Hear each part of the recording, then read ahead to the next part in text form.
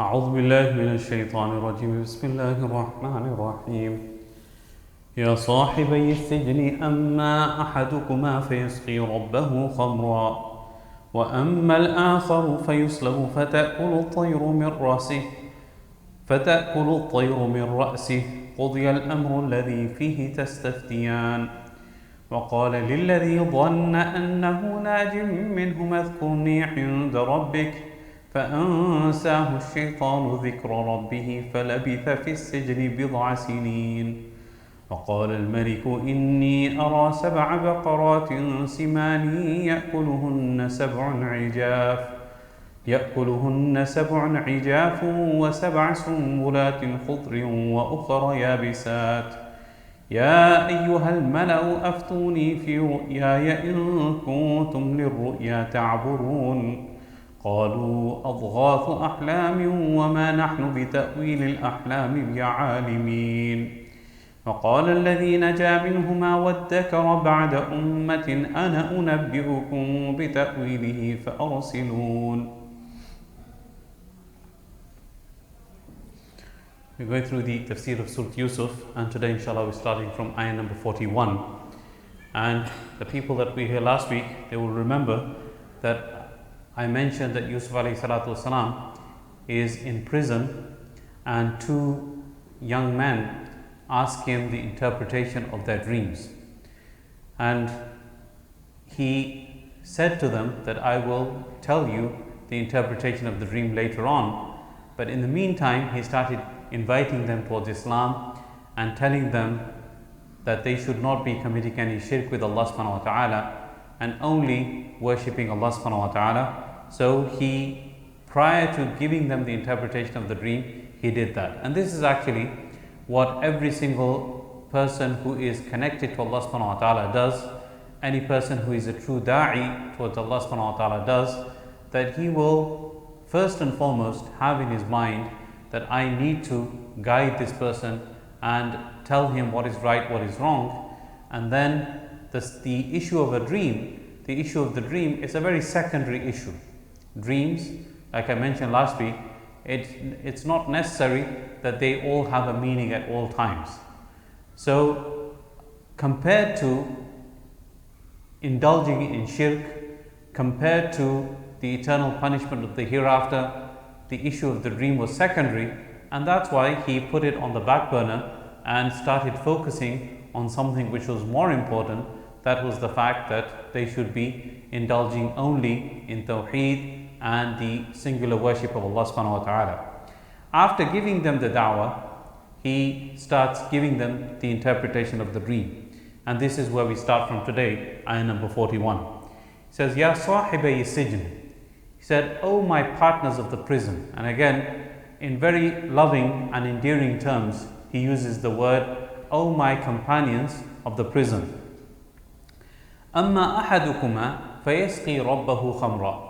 As for one of you two, he will give his master alcohol or wine to drink.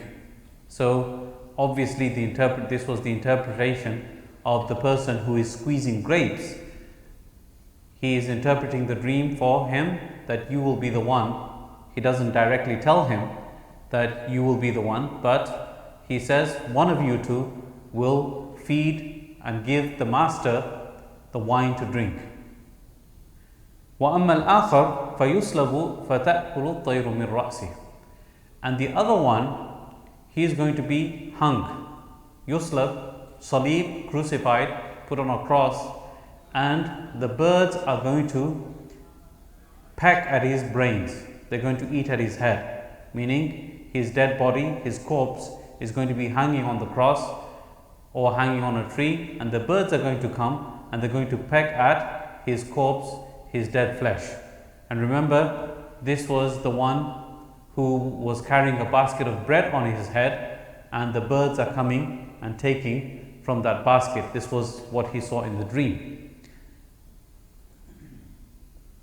قُضِيَ الْأَمْرُ الَّذِي فِيهِ تَسْتَفْتِيَانِ. The thing that you are asking me about, the tastaftiyan, istifta means to seek a fatwa. And this word actually is derived from the word fata. Fata, which means young man. And a young man, he is at the peak of his youth and he is strong. So the same root letter, fa, ta and wa, it is used to give what we call a religious ruling, fatwa. And fatwa is called fatwa because it strengthens the position of a person. You know, after going through the dalils, after going through the proofs from the Quran and the Sunnah, the person gives a fatwa that is the strengthening of his position, that then ultimately allows him to move forward with whatever decision he was given by a scholar or a mufti. So that's why a fatwa is called a fatwa. And istifta means to seek a fatwa. And these two men that came to the prison with Yusuf alayhi salam, they sought a fatwa, meaning they sought to strengthen their position and understanding of what they had seen in a dream. Now, what does Yusuf alayhi salam say? He says, قُضِيَ الْأَمْرُ الَّذِي فِيهِ تَسْتَفْتِيَانِ. That thing that you are asking me a fatwa about, that has now been decided. Now, according to, remember I said last week that some mufassirin, they say that these two men, they never had a dream. They just made the dream up and asked Yusuf alayhi salam. After making the dream up, they said that, you know, this is our dream. And then now when they heard the interpretation of the dream, they said, okay, we just made that up. Okay, especially the one who is going to be hung and crucified and birds are going to peck at his head. He said, obviously he must be worried. He said, no, we made the dream up. So Yusuf alayhi salam said, no, it's too late. The thing that you asked me about, that has now been decided. Now this is an indication about certain hadith, the subject of which is mentioned in certain hadith, that the Prophet ﷺ, he forbade people from telling other people the bad dreams. Because generally speaking, a bad dream, it could be from shaitan, it could have a message, but the Prophet ﷺ told people not to tell people about bad dreams. And not only that, he also said that even if a person has a good dream, then he should regard that as good, and he should only tell those people that he loves, not everyone. Why? Because the person who does not like him, if he sees that he had a good dream, he might interpret it in a bad way. He might interpret it in a bad way. So say for example, a person has a dream that he is wandering around in Jannah and he sees the trees of Jannah all around him and the rivers of paradise around him and the ladies of Jannah with him, and he wakes up and he tells somebody and the person doesn't like him, and he just interprets the dream and he says, it means you're going to die soon. So this is what people might do, right? If a person is just jealous of him, if he doesn't like him, so he might interpret it that way. So interpretation of a dream, it's a very dangerous thing to do. First of all, a person who's not qualified to interpret the dream, he should not interpret the dream. And it's narrated, I believe, of Imam Malik rahimahullah, who is approached by somebody who asked him the question that is it permissible for a person to interpret dreams? And remember last week what I said, that the dream is one of the remnants of the wahi from Allah subhanahu wa ta'ala that used to come to the Anbiya alayhi salatu wasalam. It is a wahi from Allah subhanahu wa ta'ala if it is from Allah. You know, remember I said that there are three kinds of dreams and one kind is from Allah subhanahu wa ta'ala. If it is truly from Allah subhanahu wa ta'ala, then who dares to actually take it upon himself to interpret the wahi of Allah subhanahu wa ta'ala? So Imam Malik said that this is not something to be joked with. It's not something that a person should be joking with, and many scholars have said exactly the same thing. It's not something that a person should indulge in if he doesn't have the knowledge of the dreams. It's narrated about Imam Ibn Sirin rahimahullah. He is the one who wrote a very famous book which is attributed to Imam Ibn Sirin, but some scholars say that maybe he didn't even write this book. It's just a collection of sayings of his and it's attributed to him. But in any case, a person, he saw a dream and he came and he told him the dream, and then he interpreted it one way, and then another person came and he told him exactly the same dream and he interpreted it a completely different way. So when he was asked about this, he said that there are indications and signs that I see from the people that actually come to tell me to interpret the dreams. Different people, if they have a different dream, a same dream, it can have two different meanings completely. So it's an art. It's not something that a person should think that it should be taken lightly, that a person should interpret the dream.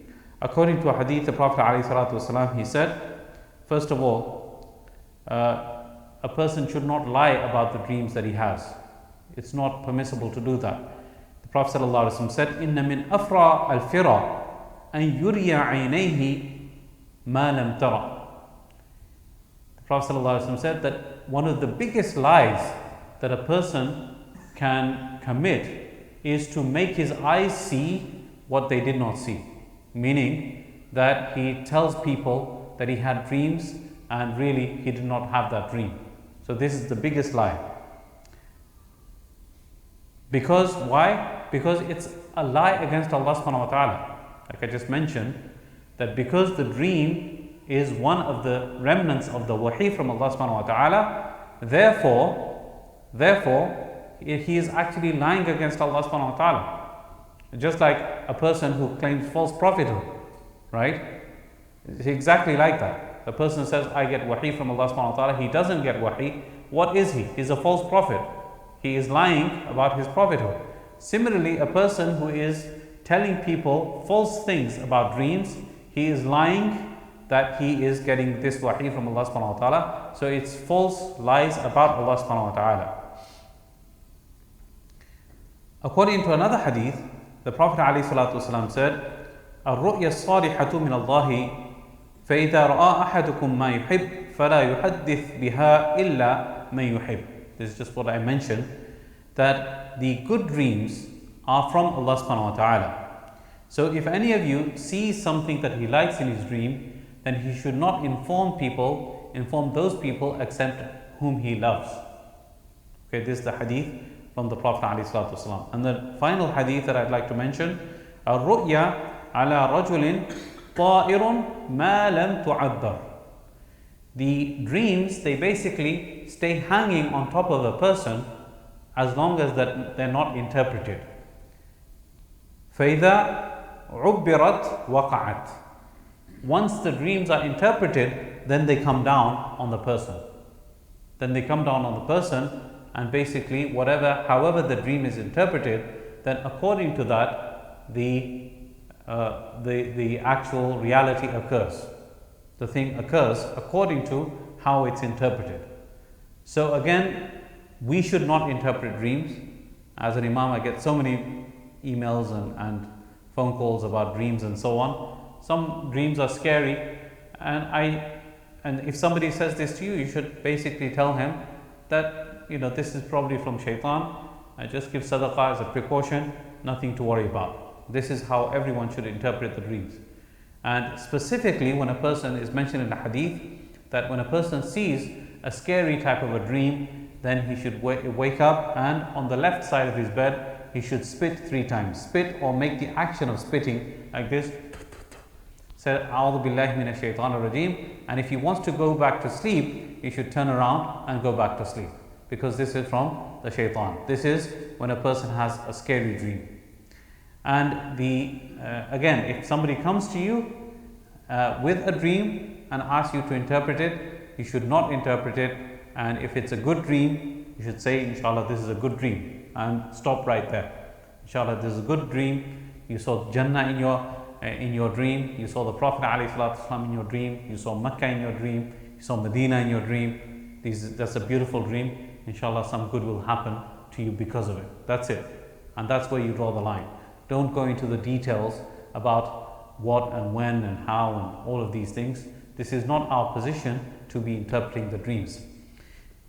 There's another riwayah that I'd like to briefly mention, that the Prophet ﷺ was sitting and a person, Sahabi, came to him and he said, Ya Rasulullah, I saw a beautiful dream. And in this dream, I saw, and Abu Bakr Siddiq radiallahu ta'ala is sitting by the Prophet sallallahu alaihi wasallam.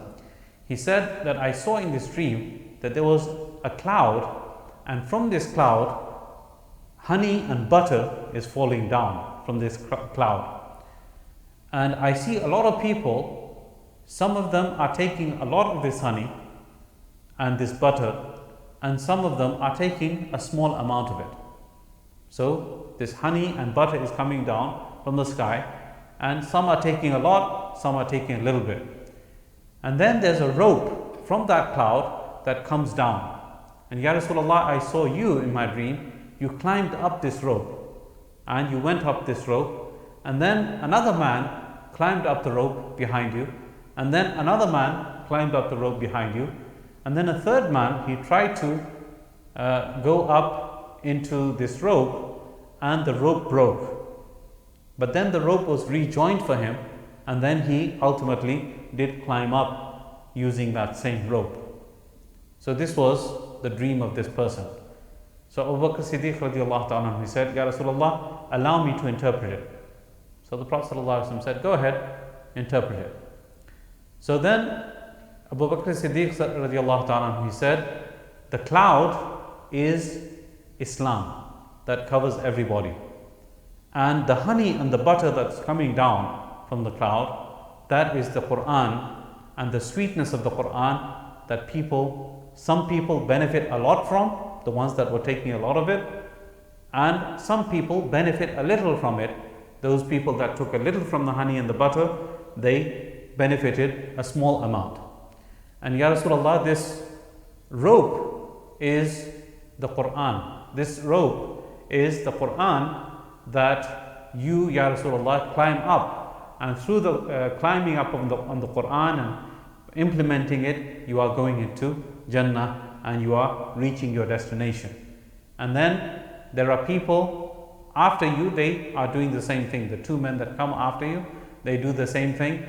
And the third person is, and again Abu Bakr Siddiq is the one interpreting it, he said he's the person who tries to implement it, then he falls short, and then he finds his way again, and then he climbs up. So this is my interpretation. So the Prophet ﷺ, he said that you got some of it right and some of it wrong. So then Abu Bakr Siddiq said, Billahi alayk, he swore and implored to the Prophet ﷺ, Ya Rasulullah, tell me what was right and what was wrong. So the Prophet ﷺ simply told him, La tuqsim, don't take an oath, meaning don't force me to give you the interpretation of this dream. So there are a lot of lessons we can learn from this. Firstly, the Prophet ﷺ allowed Abu Bakr Siddiq radiallahu ta'ala anhu to interpret the dream, because obviously he's a trusted person and he's in the company of the Prophet ﷺ, so he could figure out a lot of things. But then at the same time, when he made a mistake on some of those things, the Prophet ﷺ refused to tell him, and he didn't want to tell him where he made a mistake. So it also, we understand from this that a person, if he doesn't want to interpret a dream, he has every right to refuse, as the Prophet ﷺ did. So these are the lessons we learn from that particular hadith. But the summary is that we should not take dreams so seriously that every single dream we think that it has a message. And I've come across such people like that they want every single interpretation of every single dream that they see, and you have to calm them down and tell them that, listen, not every dream has a message for you. Okay, it's just something that's in your mind. It could be from Shaitan, and it's quite possible there's a message, but not every single dream has a message. So some people are like that. So in any case, we continue with the tafsir. So وَقَالَ لِلَّذِي ظَنَّ أَنَّهُ نَاجٍ مِّنْهُمَا اذْكُرْنِي عِنْدَ رَبِّكَ. So then Yousuf alayhi salam, he said to the person who he thought that he's going to be free, he's going to be saved, اذْكُرْنِي عِنْدَ رَبِّكَ, remember me when you get to your master. So obviously he thinks, and the word dhanna is used here. وَقَالَ لِلَّذِي ظَنَّ أَنَّهُ نَاجٍ. The word dhann, it means assumption and thought, and it's not 100% conviction. So from this we understand that dreams are dhanni, they are not yaqini. Dhann and yaqeen, there are two different categories. Dhann is just a thought, a guess, educated guess you can say. So he thought that one of them is going to give wine to his master, he's going to serve the king. So the one that he thought, ظَنَّ أَنَّهُ نَاجٍ مِنْهُمَا, he said, اذْكُرْنِي عِنْدَ رَبِّكَ, remember me when you get to your master, when you get to the king. So according to some Mufassirin, Allah subhanahu wa ta'ala did not like this from Yusuf alayhi salam. That why did Yusuf alayhi salam turn to this person, and why did he rely upon the king setting him free? When just a few ayahs before that, he said that Allah subhanahu wa ta'ala has enabled me and he gives me knowledge and I am in direct contact with him. He gives me this wahi. He mentioned about the food that came to the people. So this was something that Allah subhanahu wa ta'ala did not like about that Yusuf alayhi salam did. And this is not something wrong that he did. It's not a sin that he committed. And there were instances that happened like this in the time of our beloved Prophet sallallahu alaihi wasallam. As a human, he forgot to say inshallah at one time.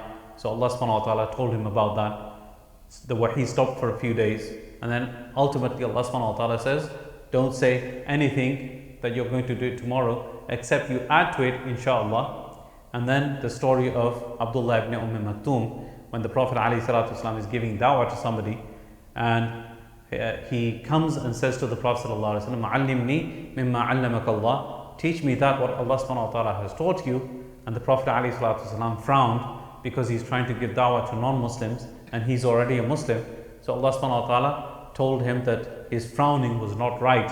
So there were instances where the prophets made human mistakes, not sins, but human mistakes. And this was an incident that Yusuf alayhi salam made a human mistake, and instead of relying totally upon Allah subhanahu wa ta'ala, with whom he had this connection, he told the person that when you get to the king, just mention my name please. Mention my name so that I'm pulled out of here. So Allah subhanahu wa ta'ala then says, فَأَنْسَاهُ الشَّيْطَانُ ذِكْرَ رَبِّهِ فَلَبِثَ فِي السِّجْنِ بِضْعَ سِنِينَ. Shaitan made him forget, this person that got free, the shaitan made him forget remembering his master or reminding his master. So Yusuf alayhi salam stayed in the prison, bid'a sinin. The word bid'a, it means from 3 to 9. 3 to 9 years Yusuf alayhi salam stayed in the prison. Most Mufassirin, they have narrowed it down to 7 years. He stayed in the prison for 7 years. فَلَبِثَ فِي السِّجْنِ بِضْعَ سِنِينَ. So he stayed in the prison for 7 years. The next stage actually it starts where a king, the king of the time, he sees a dream, and in that dream he sees some strange things happening, and he tells people to interpret the dream. And then the same person who Yusuf alayhi salam interpreted the dream for, at that time he remembers Yusuf alayhi salam, and he comes back to ask him the question. I did read those ayahs today, and inshallah, because the lesson has become a little bit lengthy, inshallah we'll continue with that next week. I pray that Allah subhanahu wa ta'ala gives us tawfiq to understand and practice what is being said and heard.